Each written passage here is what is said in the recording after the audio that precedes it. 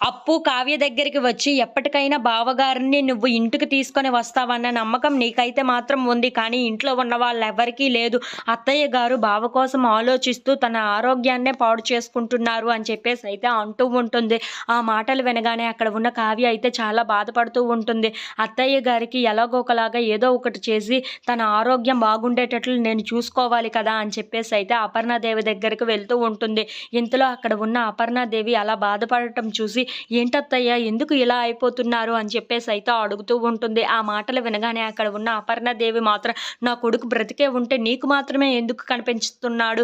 నేను కన్న తల్లిని కదా, నాకు కూడా కనిపించొచ్చు కదా, అలా ఎందుకు జరగటం లేదు అని చెప్పేసి అయితే చాలా గట్టిగా అరుస్తూ మాట్లాడుతూ ఉంటుంది.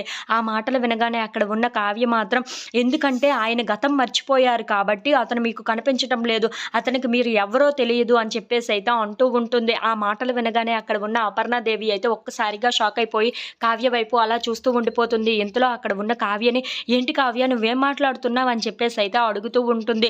ఇంతలో అక్కడ ఉన్న కావ్య మాత్రం, అయ్యో నోరు జారేసానే అని చెప్పేసి అయితే అనుకుంటూ వాళ్ళ అత్తయ్య వైపు అలా చూస్తూ ఉండిపోతుంది. ఇంతలో అక్కడ ఉన్న అపర్ణాదేవి మాత్రం, నువ్వు ఏదో చెప్పావు మళ్ళీ చెప్పు అని చెప్పేసి అయితే అపర్ణాదేవి అడుగుతూ ఉంటుంది.